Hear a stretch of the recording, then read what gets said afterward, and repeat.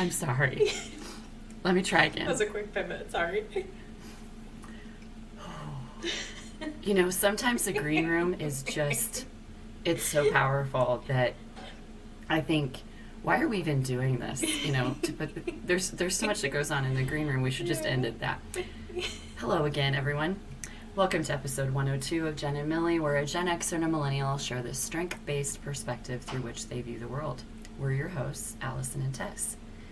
Thank you for a lovely green room inspiration.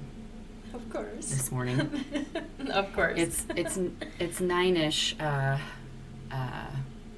mountain time, and I think I'm learning that mornings are often my most productive and best, and I actually ran before this, trying to kind of space out my mornings a little bit better. Ran before this, and all my best thoughts come when I'm running. So I have a few today. Okay. But the one that I thought we would focus on is how grateful I am to have received feedback.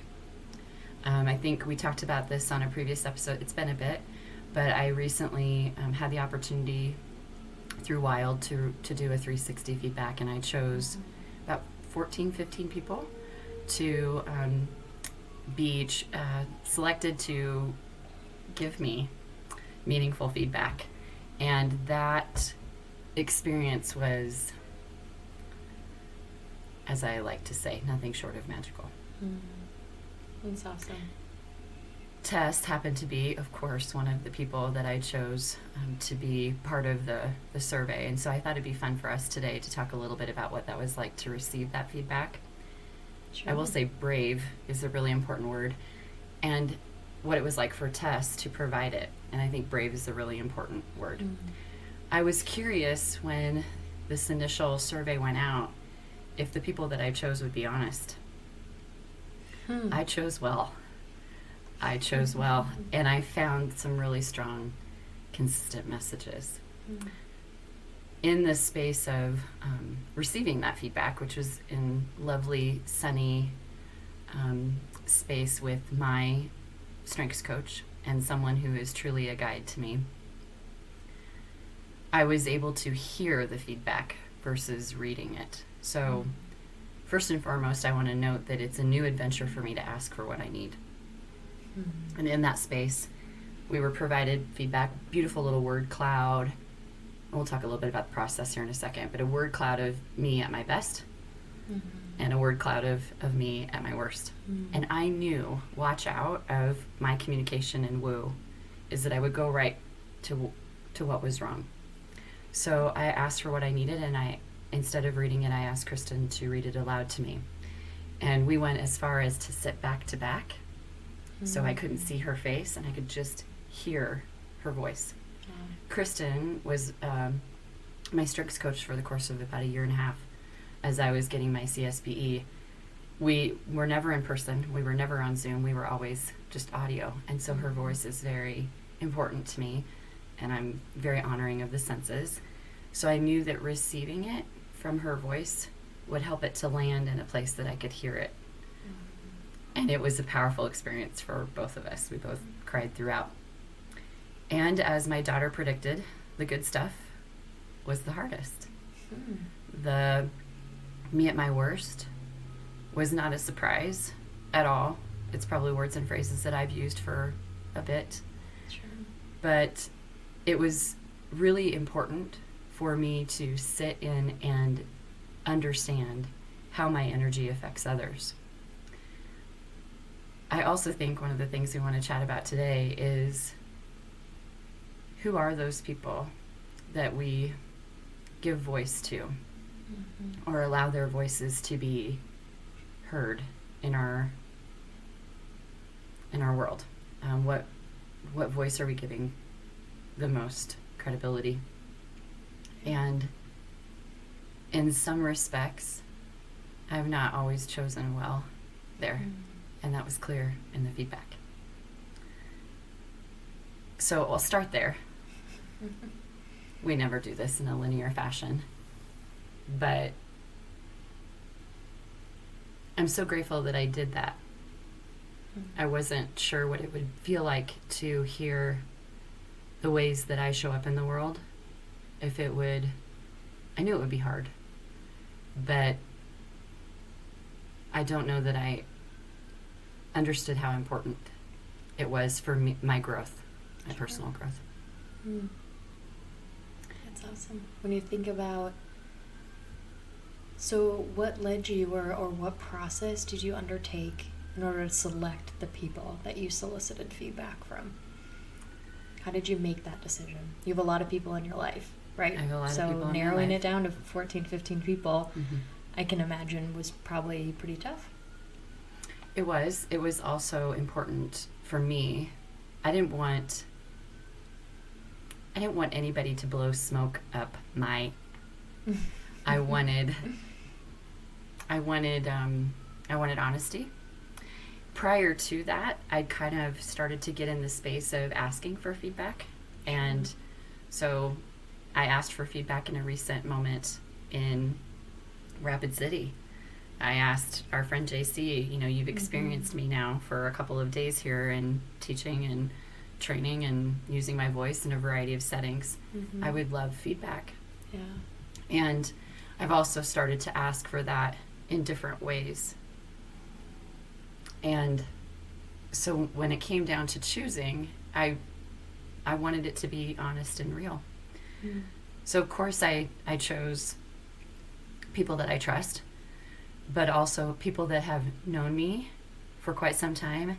And then I threw in a couple who haven't known me for a long time. I think what I hoped and what I believed to be true is that, and we were really prepped for this prior to receiving this information, this comes from a place of love. This comes from a place of care and concern. This comes from a place of wanting to see me grow and be better. Yeah. And knowing that, I think for the most part I chose pretty well. I also have 2 children who provide me feedback on the regular, Consistently. who've never Honestly. had a problem with honest feedback, but I also really appreciate that their dad participated too. Mm. He likes to remind me that he has known Allison Horn since she was 17 years old. Mm-hmm. And I think it was honoring for him to be asked. That's awesome. Choosing wisely, I think I also chose a variety. So Yeah. professional, personal, family, friends. But I looked back at the questions and thought, what if I would have just asked this of one particular circle Mm-hmm. in my life? And some people chose to do it that way. Like if I would have just chosen our team, Yeah. or if I would have just chosen, my friend group or my family. I get regular feedback from my sisters, but I did not include them. I'm sure they don't listen to this. I did not include them in the feedback. Okay. I was thoughtful about the broad Mm-hmm. scope of choosing that many. I think I probably could have chosen 50 if I wanted to, but I wanted it to be meaningful. The consistent messaging is incredible. Yeah, across all those groups too. That's what was kind of a little bit of a surprise for me, that you had such consistent themes despite people coming from so many different roles or associations in your life. I had a hard time, I don't even remember what I picked, but there was like a colleague and then there was like a friend. Mm-hmm. And I was like, I think I picked friend because they're no longer like professional colleagues. And so I even think about people who you connect with people really easily, that there might be people who have a hard time deciding what role they fit in, Mm-hmm. because they fit in multiple roles as well. But the variety that you had of people from friends and family and colleagues and, all these different, you have such a variance of perspectives. So to have lines of continuity like you had in your feedback is probably even more telling than one individual, hearing feedback from one group or one individual. That's the same thing, So we set it up really aesthetically pleasing in a word cloud. So there's a word cloud, and then there's also these individual kind of quotes that they are with our ops person. They're not edited, but pulled together. She's a gifted writer, she pulls them together so that they flow. So you have the, where have you seen Allison at her best? And those words and phrases flow. And then the word cloud was quite consistent. Where you see Allison at her worst, the word cloud was quite consistent. And then, how that's affected you. And I think the piece of how that, when Allison is at her worst, how that affects other people is a great reminder to me about energy contagion. Mm-hmm. But the consistent messaging for me is that I am in a place of growth and independence that has not been seen before. No. At my worst is that I have a tendency to allow voices that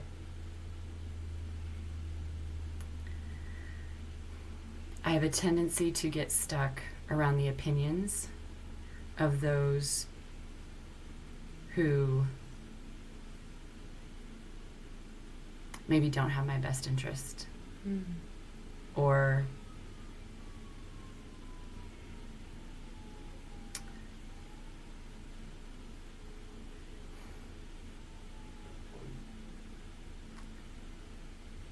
radical honesty has been my whole approach recently. I have given a lot of credit to the opinion of people who really don't love and care about me. And I have lost sight of those who do. That messaging was consistent. I am missed by those who are close to me because I've given a lot of time and attention to voices that don't have my best interest at heart. And I think, we all have a tendency of being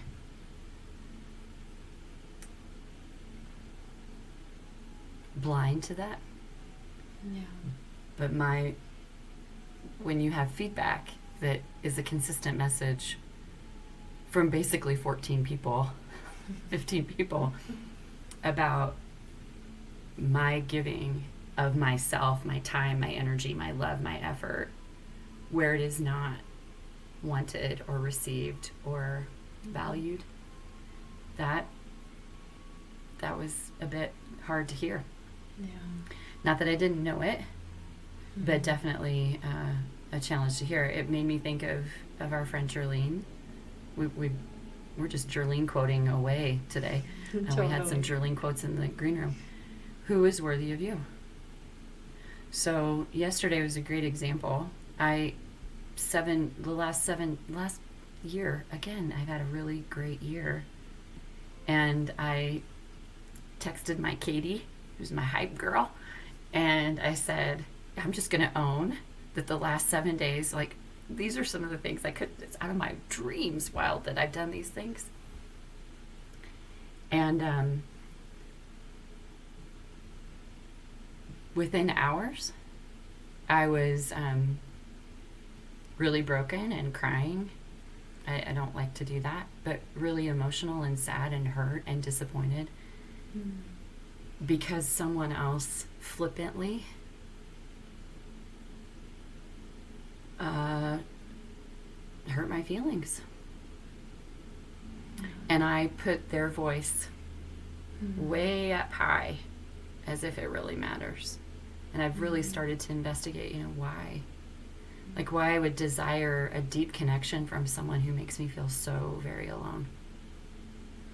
And so I think the reminder of whose voices we give merit to, that's a key part of this. Absolutely. There's a difference in my mind with there are people in your life whose feedback they might say is helpful, or it's constructive, or it's, whatever label they want to put at it to try and soften the blow. But I feel like there's a major difference between that kind of blatant or dressed up criticism and people who you actually have rapport and respect with. and their, honest feedback on where you're at. And that takes time, and it takes rapport building, it takes trust, most importantly, right? And I wonder too, I was thinking, Allie, about not to I feel like we talk down about woo a lot, and I don't want to do that, right? But I'm going to a little bit. So I want to put a caveat, it's not, everybody with woo doesn't need to have this, right? But part of the social superpower of woo is understanding other people's opinions. And so you have this ability to take in and pick up on their opinions really easily, so for a lot of that, there's a lot of desire for a breadth of opinion, wanting to get the opinions of a lot of people. You can even see that, right? And wanting to get the opinions of people in all of these different spheres of your life. But the downside of that is there's not this, without other strengths, which I feel like you have that strategic, I feel like you have other strengths that help you. You're not filtering through those to add value or to add weights, thinking statistically, to add weights to the opinions that are more important than others, right?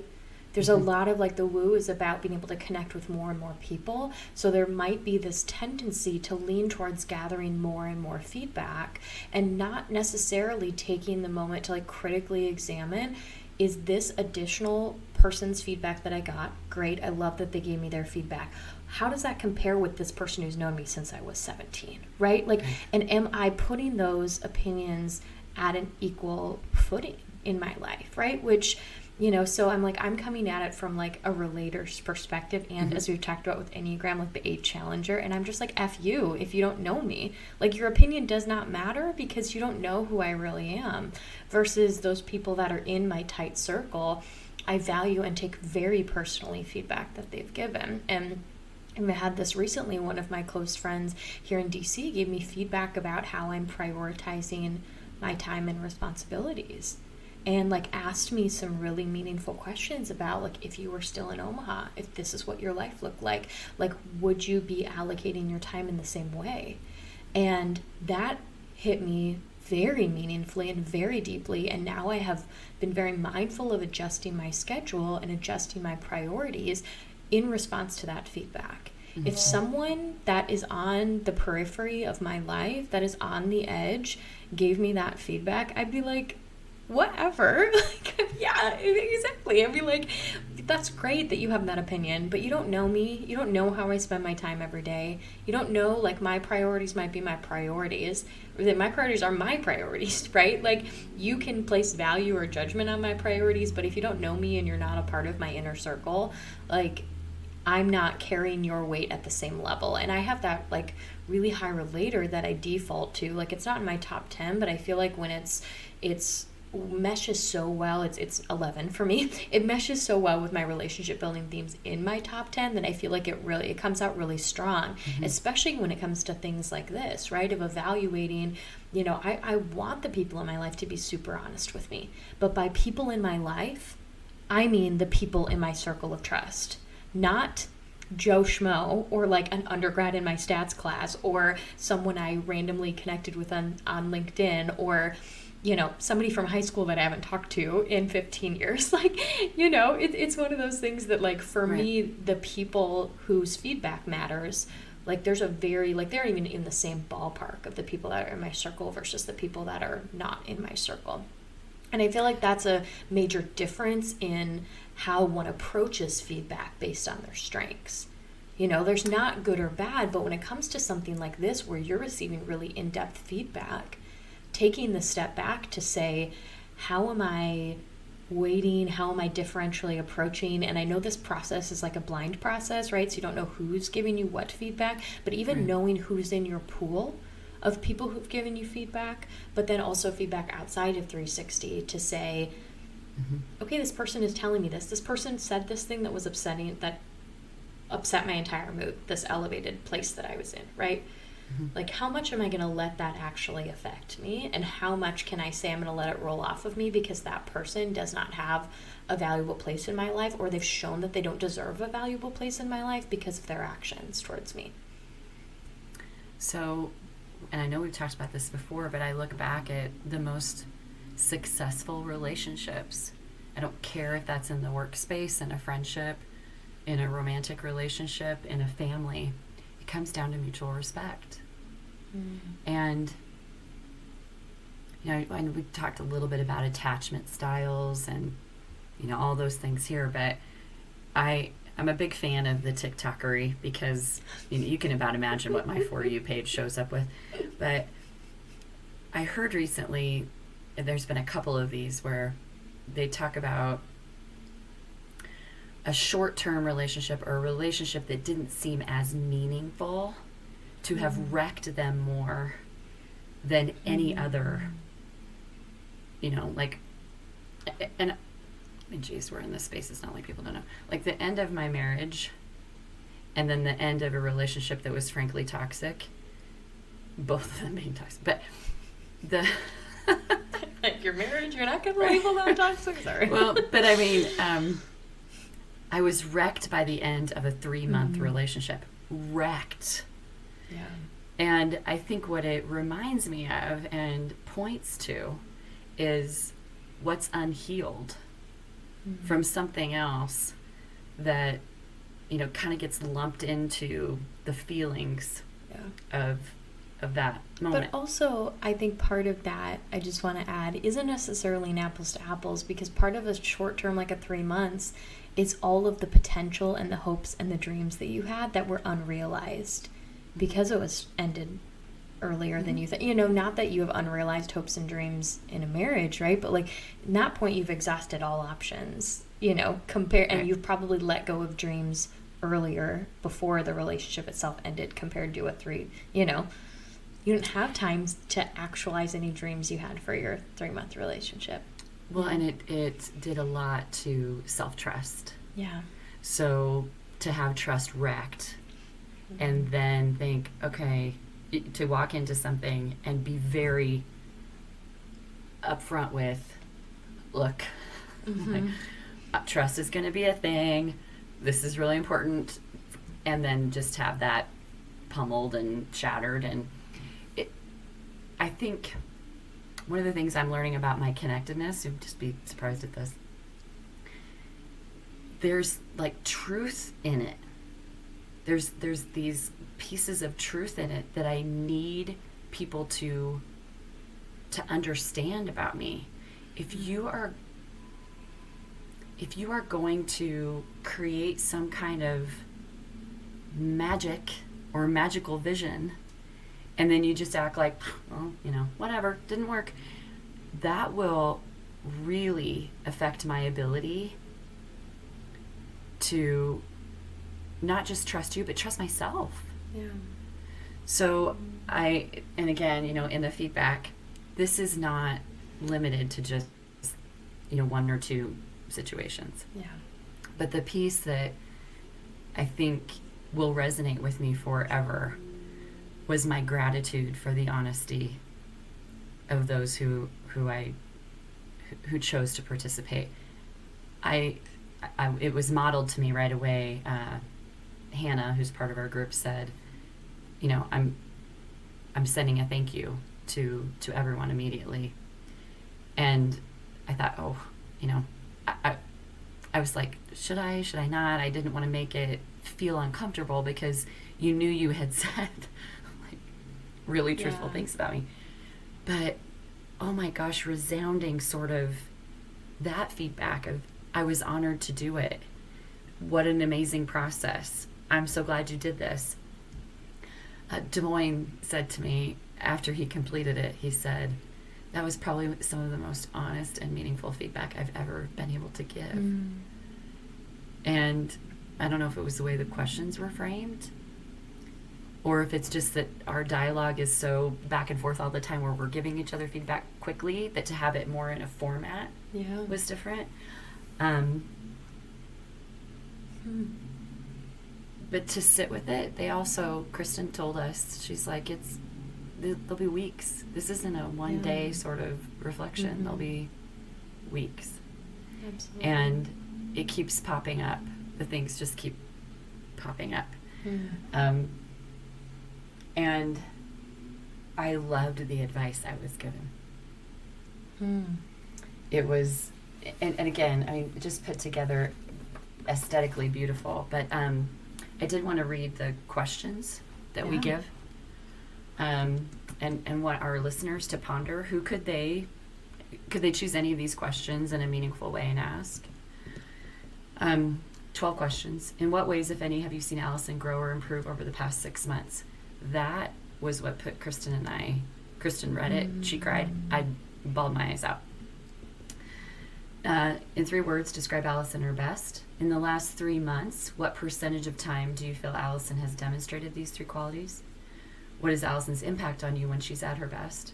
In 3 words, describe Allison at her worst. In the last 3 months, what percentage of time do you feel like Allison has demonstrated these 3 qualities? What's Allison's impact on you when she is at her worst? And those were consistent. What are 1 or 2 things that Allison can start doing to be more effective and joyous? I love that. And joyous in her personal and professional life. Be specific. 1 or 2 things Allison could stop doing. 1 or 2 things Allison could continue doing. What can Allison do to partner with and support you more effectively? And what single piece of advice would you give to Allison? And, it's hard to explain just how gorgeous, these pages are put together. It makes it easier, I think, to receive. But the advice is set up with these icons that kind of match.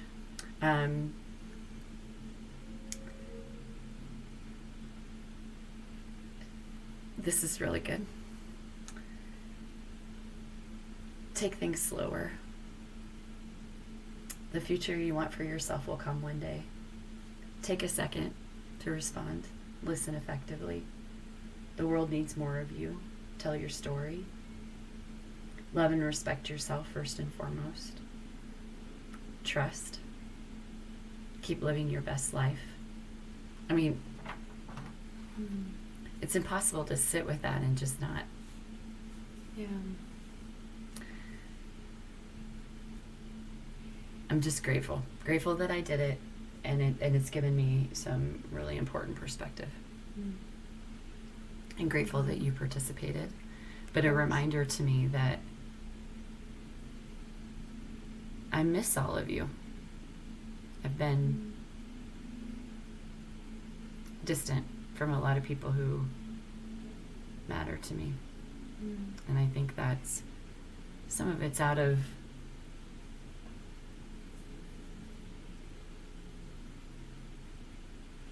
shame, or fear of being honest or owning some of the mistakes I made. Sometimes I think when I get into that mindset, it's like I want to further punish myself instead of just being honest and saying, I haven't always chosen well. Yeah. But it's up to me to do better with that. And then to see that feedback, and I know it came from a place of love. Yeah. That gives a lot of intentionality to action for somebody who doesn't have high executing. It gives depth and meaning to action. Yeah, that makes sense. Yeah, I feel like you'd asked me like how it was giving feedback, and I said I don't know if that'd be really helpful to share. But I, can walk through it, because I feel like I was trying to think back to like when I first met you, like how long we've known each other. And it's been a while, and we've seen each other through many a different seasons, through many a different hairstyles and office spaces and roles and in different states and all of these things. And so I feel like the questions, it's good to hear like that perspective of somebody else that gave you feedback, because I think my perspective was like, these are good questions, all of which I've already shared with you my answers to them in natural conversation, because you and I are in a, complementary partners. We have trust and rapport built, so I know that I can give you feedback, you can give me feedback. It just naturally happens with us. I feel like, because we're always reflecting on ourselves and our positionality and how we're navigating life in any given moment. So I feel like our relationship is naturally really conducive to give and receive feedback, although we might not say it like that, right? Like, we're reflecting on each other's places in life, right? In any given moment. And so I feel like, yeah, in some ways I was like, I don't think any of this, none of this is anything that she doesn't know, nor have we already talked about. But to think about my feedback that I gave being another component of this chorus of voices from all these different contexts in your life giving the same feedback, is this just helpful, probably, emphasis and cementation is what came to mind. I don't think that's a word. The process of just making that kind of feedback more concrete and land more strongly in your life, because it's coming from the multitude of people that you trust and you've asked specifically to reflect on this in your life, rather than, sometimes we can be receiving feedback from the people closest in our life, right? Mm-hmm. But we might not always, we might hear it, but we might not receive it, right? We might listen to the feedback they have, but it's different to then actually take that, to believe it, and to do something about it. And so, yeah. I think the fact that I knew I needed someone else's voice to receive it, was remarkably intuitive. Yeah. And I struggle so much to, interrupt. Here's the plan, and someone's doing it differently. I'm like, can I ask permission to do this a little bit differently? That's so hard for me. Mm. And asking for what I need is a struggle. When I could hear it through Kristen's voice, it was like taking it in here, taking it in my ears but into my soul, that I knew reading it wouldn't be the same. Yeah. And Sean, he's looking at this later, he goes, who said that? Who said that? And not once, as I'm receiving it, was I thinking, oh, that must have came from this person or this person. It just put me in such a place of receiving. It was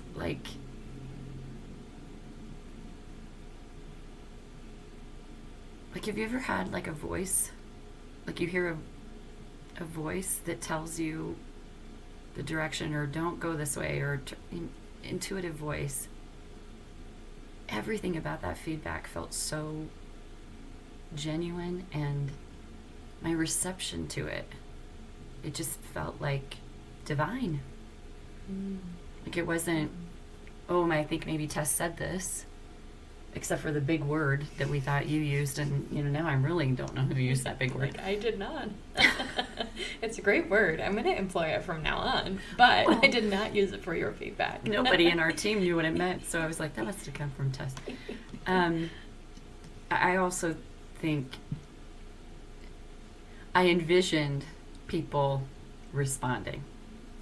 So I was thinking about, did this give Tess enough time? I pushed back on a lot of this because they weren't getting the survey out, and I said, hey, my people need time.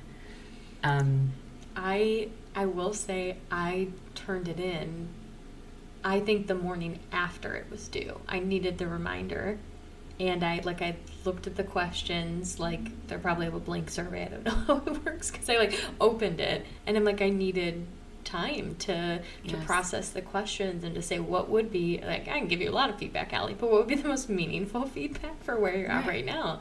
Right. And so, I'm glad that you did that, because I think I did submit it late. A lot of my people did, because I've got people with high intellection, and also that's hard to come up with just 3 words. Yeah. And then which words do you want to use? But my goodness, y'all. Jeez Louise, could you be more consistent? I mean, consistent. And then it reminded me that I have the opportunity when someone asks to give meaningful feedback. Yeah. And to trust when that's asked of me, how valuable that is. One of my friends recently said to me, he said, you start a lot of conversations with, can I ask you a hard question? And he said, I want you to know that really, it puts me on defense before before the conversation even begins. He said, I appreciate that you're giving me the heads up that you're going to ask me a hard question. He goes, but I already get on the defense because you ask hard questions. Yeah. He's like, you don't, like, at this point, he said, you don't have to preface it. Mm-hmm. Like, I know all the questions that you have are going to be hard. And he said, I so value that about you. There's just no BS in it. You're going to ask me a hard question and you make me think. And he goes, and sometimes it'll be weeks later that I'll think, and that hard question helps me to grow. But he's a person who wants to grow. Mm-hmm. And what I'm learning is not everyone does. I did this because I want to grow. Yeah. And I would really encourage others to think about it. Mm-hmm. Years ago, I took a meditation, went to a meditation retreat. We were a couple hours into the session, and they paired us up this close to each other. Not recommended now, but this, close, really super close. And you were to say, the first thing I noticed about you was, with total strangers, and the way that they named me, like how I show up, is just the way we give our energy out to other people is incredible. But I want to go back to like who you trust, who's the person that you know is a voice that matters. I want our listeners to get thoughtful about that. Mm-hmm. Because some of it's noise.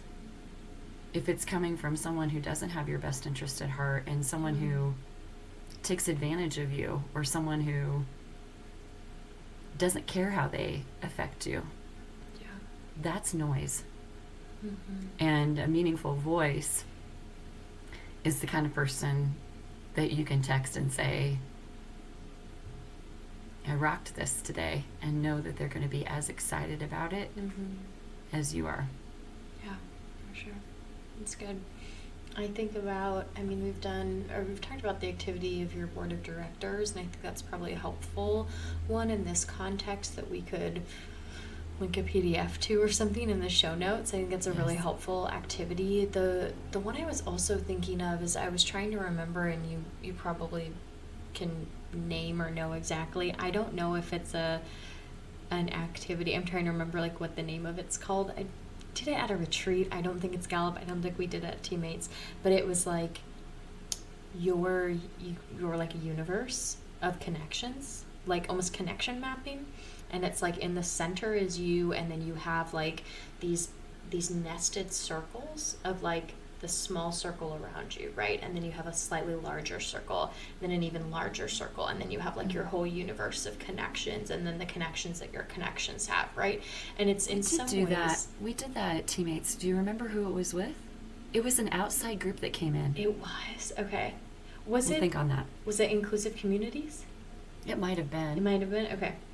I was trying to think. I know we did a few other activities that come to mind with them, but I'm visualizing, and I think people at home could even do this, like just ad hoc draw this, right, like on their own, and take an account of all their relationships and really help to define the level of proximity. And you can define those circles in my mind however you want to. As someone that has high relator, those circles, the lines denote levels of trust.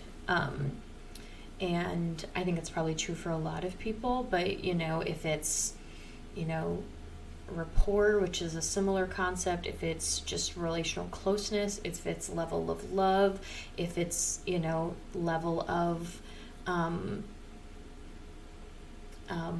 how much their opinion matters to you now, and you want to evaluate to make adjustments and categorize people into different buckets. If it's the level, Allie, you've said quite a few times, like, do they have my best interest in mind? And that's how you want to create your definitions of what those circles mean.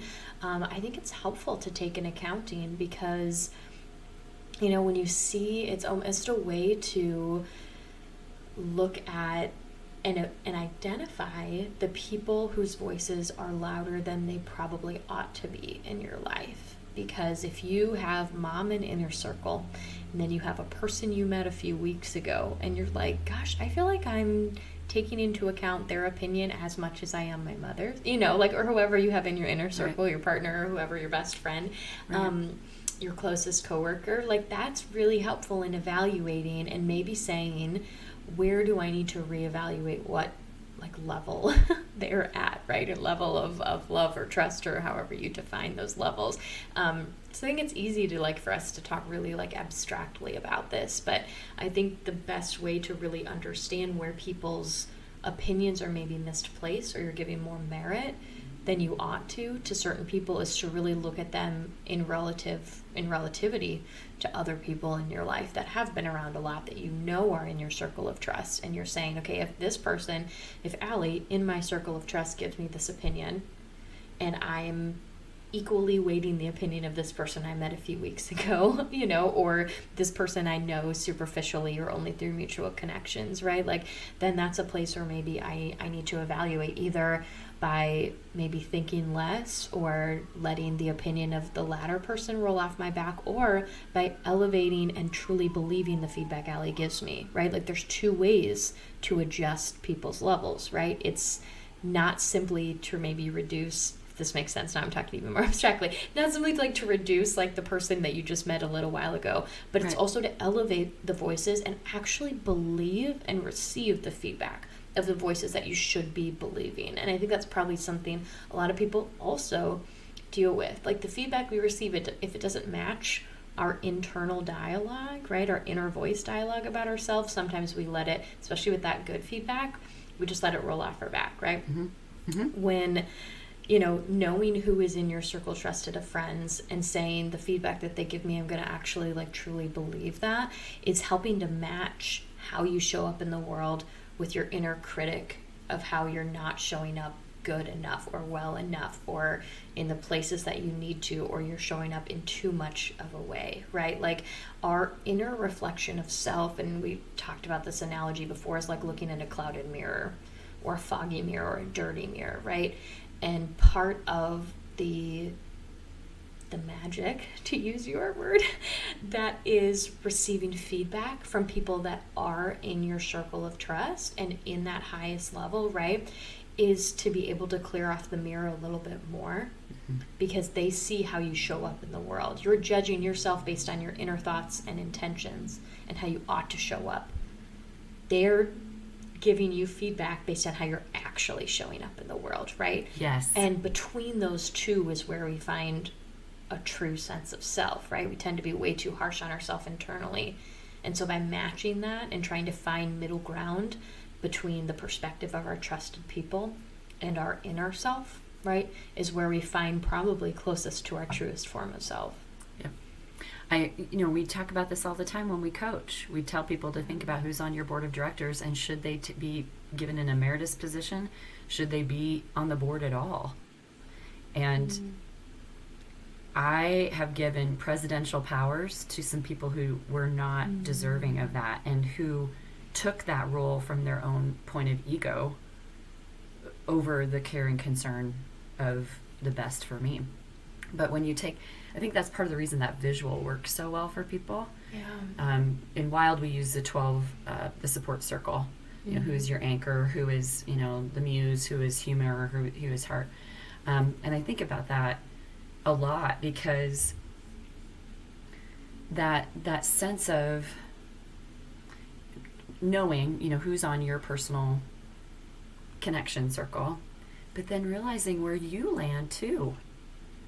And are you generously gifting the best of you, your energy, to those people that have you in a spot on their board, I think consistently what I heard in my feedback is that I'm a member of some boards that have noticed my absence at meetings. You are a disengaged board And member. Yes, and they're questioning, why were you engaged over here when, clearly you contribute on this board and are respected and valued on this board. And I love that when I introduce that to clients. You're the CEO of you, who's on your board of directors. That there's sometimes that people are just like, oh, I never really even thought about that. Me? Yeah. Yeah, and it's such a reminder of choice. And we're in this Taurus full moon. We just had a lunar eclipse. There's energy upon energy of releasing what does not serve you. And I know we use that phrase culturally a lot, release what no longer serves you. First, you've really got to get real and identify it. Because we can create all kinds of BS narratives about why something might serve us, especially if there's an unhealthy attachment to that.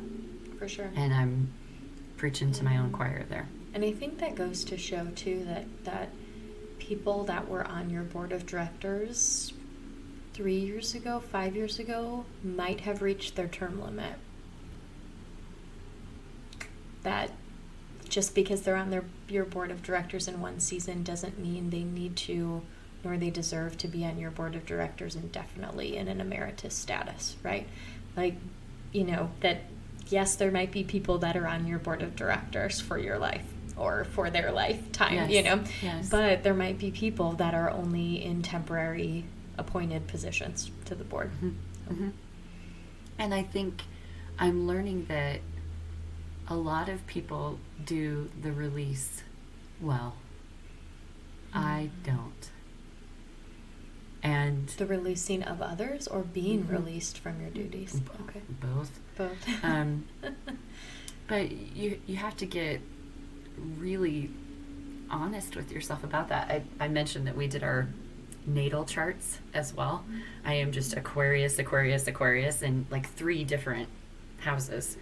And that's going to have to be a whole nother spin-off. I know. Because all of that terminology I do not know about, nor I'm sure do a lot of our listeners. So, you dropping these technical terms, Allie, without defining them. I'm an air sign. Just want to note. I'm an air sign. But everything kept coming back to evaluating relationships and having to get really clear about complicated ones. And I can't believe I'm going to quote my mother, but okay. When I shared with her when my life fell apart and I called my mom, it was the last person that I called in my circle. The last. I did not want to have this dialogue. She said, "Oh, Allison, you always think everything is fixable." And I'm learning that sometimes the fixable is in the letting go.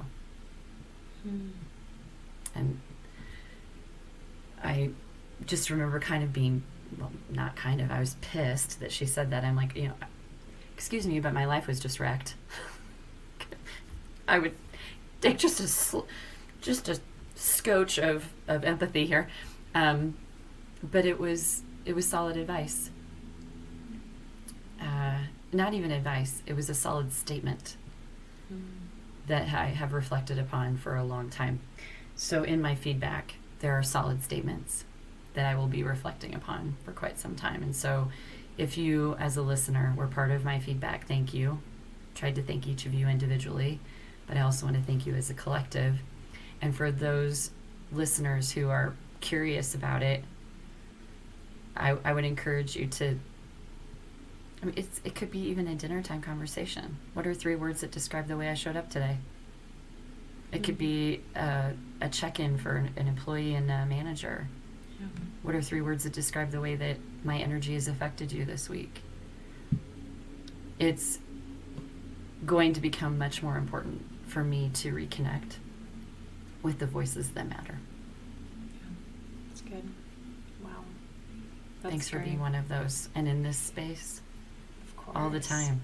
Yeah, Of we course. give feedback to each other right here. Mm-hmm. And then Yeah. we really try to encourage people to go out and do it. Yeah. And, you know, when I share with people, I have a podcast, they're like, seriously? I'm like, I know, mate. That's what I think. Yeah, that's what I think too, yeah.